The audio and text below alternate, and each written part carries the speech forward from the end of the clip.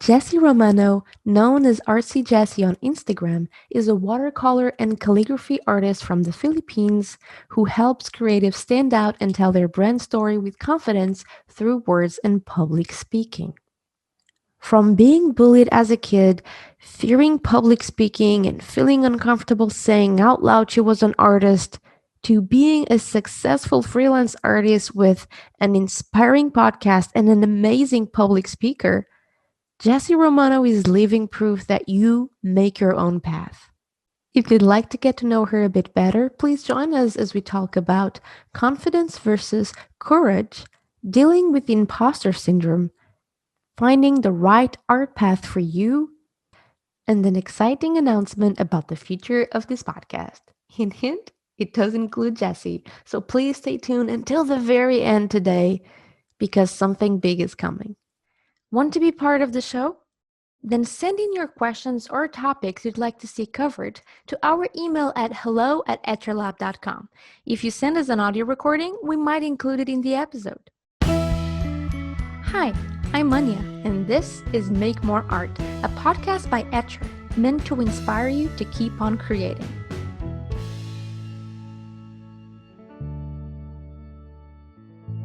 I have a bunch of questions for you, but let's just go back in time.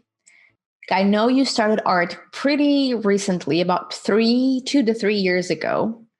So, can you tell us, first off, when did you first fall in love with art in your life? Mhm. And then take us through time until you actually started making art. Creativity is something that I dabbled, quote unquote, ever since I was a kid. I remember joining dance groups, glee clubs, but I've never really considered myself as an artist. Oh, I know I like to draw, but I never considered myself like really good at it. So I would see my classmates in grade school really doing it well. And so I would look, maybe I should try that. But looking at what I did, no. And then I tried writing a book and sold it for, well, this is in Philippines, so it's for 5 pesos okay. at the age of 6. So I tried to do a lot of things in between. Wow. But Anya, one other thing about me when I was growing up was I was very timid. I No way. don't speak to a lot of people. I was bullied when I was a kid, so I would stay in the back. I would join the glee club, just sing, and I would do the choreographies and all. But I would never like venture into like small talks with other kids because I have this small cyst on the left of my eye, and people will always poke and ask, "What's that?" So it sort of created this insecurity, and I wallowed in that insecurity as I was growing up. Wow. So the creativity part, if you grew up in the Philippines, it isn't something that's highly encouraged because it's art, and I was wired to believe that I would be the one to provide for my family when I grow up. So I have to dive into something that eventually will provide me with a high paying job. So creativity was pushed aside, but it's always in my back pocket. I believe it's just waiting to be unleashed. So I dabbled into other things growing up. Creativity took a backseat. But in 2018, we were in Daiso. I'm not sure if probably in the US it's a dollar store or somewhere else it's those dollar stores. Okay. And they had a watercolor palette. And my friend said, "You know what? I haven't played around with watercolor for a really long time." And I was like, "I can't remember the last time I touched watercolor. Maybe you should get one." Okay, it's May and Mother's Day is coming. So maybe my mom would appreciate if I make her my own card. And so it took me about a week to take the watercolor palette out of the box and try it out. So when I did what the usual person would do, hop onto YouTube and look for how to paint watercolor roses. And so I did. But if there's someone watching, like a seasoned artist, he would probably tell me, you're doing everything wrong. I use like a regular A4 paper. The watercolor is very chalky. The brush is just, the brush that came along with the palette. But I was amazed with the outcome. I was like, wow, it sure it does look like a rose. And I tried another piece and I couldn't stop when I started. I mean, after starting that YouTube video. But I was also frustrated with flowers. And so I tried landscape, I tried galaxy, I tried faces as well. But it was later that year that I joined a challenge. It's called Dare to Share. Okay. It's a challenge for creatives, crafters, and artists, and female entrepreneurs. And the goal was to show up more, to show up, to showcase what you have, what you're good at, without feeling the need to. Is this good? Is this To justify it? Just yes. So just go out there and post it. So that led me to create Art to Jhesy, where this the Instagram account, my Instagram handle. And at the time, I had it on private because I was so scared that people would discover that I have an art account. There's this question, imposter syndrome, kicked in and kept on telling me that no, you're not an artist. You'll never you will never be good at it, or you're not. This is not you, Jhesy. So I still battle with all those, with imposter syndrome and insecurities.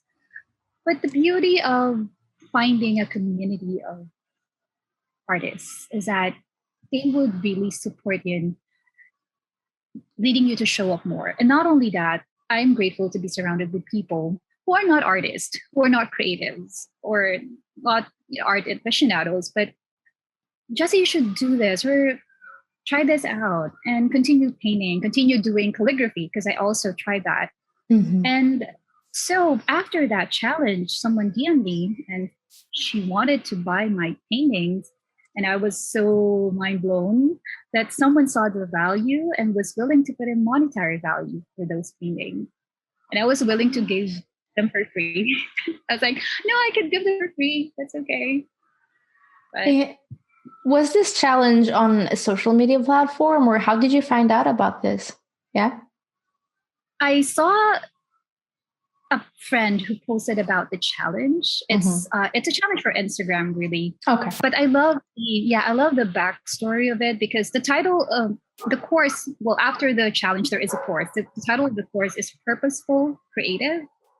So you're showing up not just for the likes and all, but you're owning your story and putting your work out there, not just for people to admire it, but I guess for you yourself to appreciate what you can offer. And beautiful. It's again, when we talk about art, it's not really about perfection. It's what you feel when you're going through the process of creating it. And that's every time that I would look back to that challenge, that really changed my life. And the people that I met through that challenge, I'm still connected to them up until now, which I'm really, really grateful. Beautiful, because those are the kind of people that lift you up. So even though you did not have art in common, it's the mindset that kept you together. Exactly. Did they end up paying for the art piece, or did you send it? They did? They did. They did pay for the art piece. And what's interesting, Anya, after that was I wasn't that experience didn't lead me to make more art to sell. That experience led me to think and realize that maybe this is something that I can teach. Wow. And so that's when I decided to do workshops specifically for kids. And one thing led to another. I was tapped by a brand to work for them to do on-site calligraphy and do wedding invitations using watercolor and calligraphy. I mean, saying this out loud kind of reminded me how art has been an instrumental force for me to discover more about myself and to inspire others to do the same and to discover what they're really good at and create that ripple effect for other people also to tap into art. I'm so happy to hear this story from this point of view, because you also have your podcast, Thought Bubble, and it's an extremely positive podcast where you share so many beautiful stories, and it all ties back to you and your mission. And this just it's outstanding and beautiful and mesmerizing to me how this was all in the back of your mind, secured in a cage, and this $1 store, and that one friend just started. That one thing changed everything. And you slowly got back and you got a little bit more confidence in yourself. And I know that's a work in progress, because I'd like to hear your thoughts about this, because I personally think that there's a lot of misconception about people who are confident because they got there and that's who they are. I'm a confident person. I actually feel like being confident is a state of mind where sometimes you feel confident, sometimes you're not confident, sometimes you wake up with the imposter syndrome. So you're not constantly a confident human being. You're just trying to be. What are your thoughts? That's a really good point, Anya, because the imposter syndrome, someone mentioned this in one of the interviews that I had, that it never goes away. It would creep up and attack you at your lowest sometimes, or when you are on the high. And like what you said, confidence is really a mindset. It is slowly building up the more that you do something, and that would give you confidence. But I wouldn't say that you're born with it. You start with courage. You start doing something that is courage, and when you do more of it, your confidence builds up. I think that's a sort of people always interchange those two terms, that I have courage. I am confident. But there are two different things. You start with courage. Courage is doing something, not knowing what the outcome is going to be, right? Confidence is more of like, I know that this is the possible outcome because I have been doing it over and over. Wow. And hence I have the confidence. I love this. I've never seen this, but this way. Beautifully worded. So from I know watercolor is your thing. You started with watercolor and you stick with it because you fell so in love with it. But in watercolor, you mentioned that you have landscapes, you have portraits, you have florals, and then you also do calligraphy with watercolor, and you tried so many things. So how did you find the thing that you really love doing? How did you get to the point that this is what I'm focusing on? I love this question, Anya, because I love trying out different things. I think people have this notion that if you want to be good at something, that you just have to stick with it and that's it. But I think every day is an opportunity for us to learn something new. And I guess that has been the mantra for me. And that's why I keep on trying different things. But it will come a point that you would really have to focus your energy and your attention solely on one thing. I became more attuned into painting watercolor and florals because this is something that frustrates me in the beginning. And I challenged myself that I want to be able to make more florals beautifully because I want to create more cards and I want to be able to see it along with my calligraphy or invitations and wedding invitations. And people feel good when they see florals. I don't know. There's just something about it that makes people feel like, oh, it's so beautiful. It's so delicate, so soft. And so I tried creating more and more of it. And I enjoy doing watercolor florals, whether it's loose, lightly with details. I just find it amazing how something that is shapeless, but when you add color and a little bit of color again and water can form into something, unexpectedly beautiful. And for me, that is the beauty of art, regardless of what medium you would like to dive into. And how did you get to... So I understand everything from your insecurities and how you got into art making. So how did the podcast start? When did that come into play?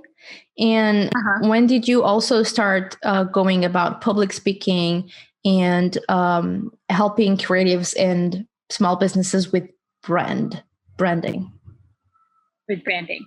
So the story, I always see this, your mess into a message and owning your story. And if I was able to get out of that insecurity and that feeling and of minimizing myself, why not share them what I done with my life to get out of that insecurities and overcome those fears of being seen with others, share them with others. So the podcast, a backstory of that is when I was a kid, I told you I don't talk a lot or I don't mingle a lot with other kids because I was bullied. But I love doing monologues. What I would do is get a line of I've seen a line from movie. At the time, it was Jumanji, so I wrote down all the riddles and I recite them when no one is looking. And I've always been fascinated with English language. I don't know why, but I just love listening to radio. At the time when I was growing up, we didn't have a television. It was only just a small radio that's battery operated. And my father would always buy me batteries because I love sleeping with the radio beside me. And so I've always been fascinated with people talking and using their voice to evoke emotions, just words and voice. So I was like, okay, I cannot see them, but they have this effect on me, and they can talk really really well and very articulate. So I love to read growing up, and yeah, so I would always do the monologue. But it was only until high school, I think, that people started to notice that my fascination for English language. And when I speak in front of the class, my teacher would say that you have good command of English. Like there would be words written on the board, and she would ask, "Does anybody know what's the definition of each of the words?" And I don't know, but I know the words. It's because I saw it or I heard it, and the way that I would describe them is how they have been used in that particular scene or the way that whoever was on radio has spoken them. So when I started working, my first job was in a call center, and there was a asked for American English 101, American accent training, some sort. And people would always say that, Jhesy, you have good command of English, and I love how you present. But I've never really taken that as something that I'm really good at.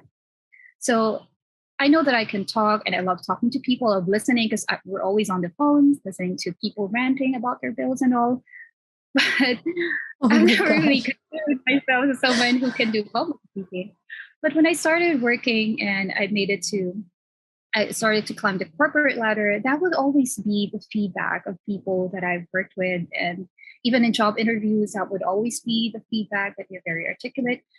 So when I started joining the art community, that's something that I saw as a pain point, that there are a lot of good artists, really good, but they're either scared to conduct a workshop because they're so scared of being in front of a lot of people and talking about what they do and teaching. And or other people will have an opportunity to work with a brand, but they just don't know how to position themselves, how to talk even through emails or over the phone or via DM.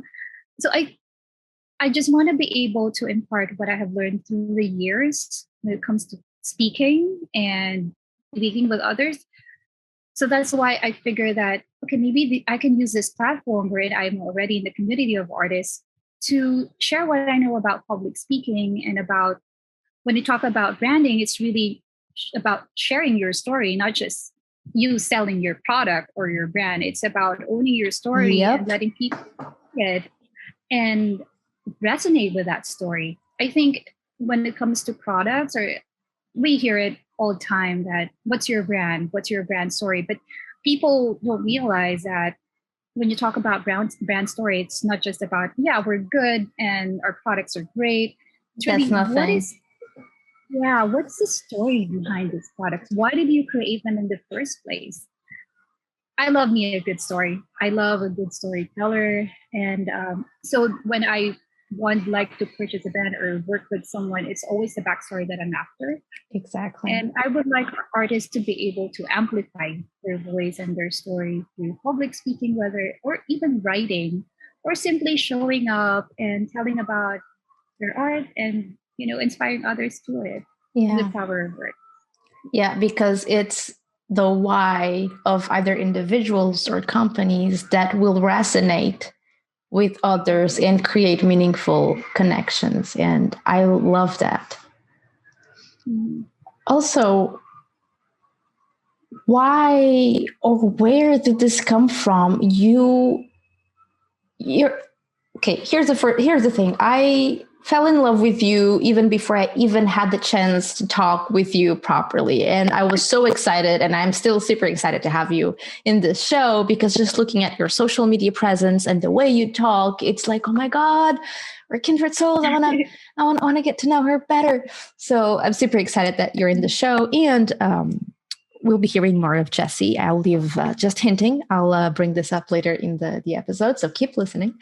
So, what fascinates me the most is that you have a deep desire or calling to help other people. Where did that come from? Another good one. And you're throwing in good questions today. Thank you. I'm loving this podcast interview. Well, I grew up not having a lot. And when I studied, it's because I was on scholarship. And you're making me teary-eyed right now. But just looking back, it's always I'm able to achieve something because someone was willing to help out. And even with arts, when I started calligraphy, it was because someone just taught me how to do the brush strokes up and down without asking for anything, without charging me. It was absolutely for free. I was like, that's very generous. And even with watercolor, I mean, that's a YouTube video that I saw, but someone published it for free. Yeah.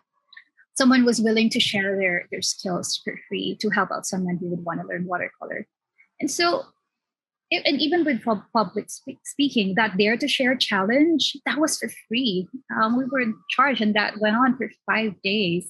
And I'm not saying that you should always work for free, but the point of that story is that I have always gotten help from someone because someone was willing to give that help.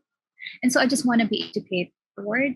And you're not the first person to ask that, Anna, because I was in a conversation with another friend. We were talking. I was encouraging her to run a workshop because her style is very distinct, and her paintings are like for children's book, which is really good. But she's having second thoughts whether she would do the workshop or not. And I told her that just try it out with a few friends at first, and then get their feedback if it's a process that they can easily follow. But it all starts by having a cheerleader beside you or someone to inspire and encourage you to do it. And a lot of people have been there for me, cheering me on, even at my lowest. So I've always been blessed to be surrounded by those kind of people. And so I would like to be that kind of person for others too. Thank you. Really, thank you. I think I'm starting to understand where our connection comes from. I think I have a lot in common with you. So just for quick feedback, because I want to hear more from you, not from me. But I also did not have a lot growing up, and I had to work to pay for school as well. And I benefited from a lot of really kind people who share their knowledge with me for free as well. Like I was able to have dancing lessons because the teachers gave me the lessons for free. In the past, I was able to learn how to draw because the teachers wouldn't mind setting aside a few hours after class to give me more training for free because I loved it so much. So what you're saying really resonates with me. And the reason I'm so happy right now listening to your story is not because there's one. Kindness is contagious, and empathy is the fuel that keeps the world turning, in my opinion. And you're living proof of that. you're living proof of that. And it just fills my heart with joy to hear your story, because it just proves that it's true and there's a lot of good in the world. I was reading this article the other day that was talking about how people feel overwhelmed and sad when they see sad things, because it's kind of like a slap on the face that they are so unaware of so many bad things going on. But someone else reached out and said, well, we're also very blind to a lot of good going on. So not to say that we shouldn't talk about the bad. It's important. There's a lot of bad things that need to be exposed. And of course, I'm not saying that, but it's equally important to bring out the good, because it has the power to spread. True. Beautiful. Okay, let's focus a little bit on the art aspect of your journey now. And can you share a story, something that comes to mind that you encountered a specific struggle while dealing with watercolor and how you got on about it? Okay. The frustration with watercolor, I ask this often with some of the guests, and I got different answers all the time. Is it, which is the easiest medium to start with if you are starting out? Mm-hmm. Some would say acrylic, some would say watercolor. But then I realized when I started, it was, sorry, I'm not trying to discourage anyone to start with watercolor, but it was difficult for me at first because I was having I was having a hard time getting the consistency of the color and water, the mixture. I think I was trying to aim for realism or something realistic, but then the way that I was creating the palette and all the mixture is all for loose. So I had to practice and learn from people who are doing loose watercolor, because I think when I tried and pushed myself to do something realistic, it just doesn't work. So I guess when I was starting out, since I really didn't know a lot about the technique, so I tried to dabble into different styles. But when I realized that loose is something that I'm really more passionate about, that's where I focus more. I think it's playing around with colors would definitely help me a lot.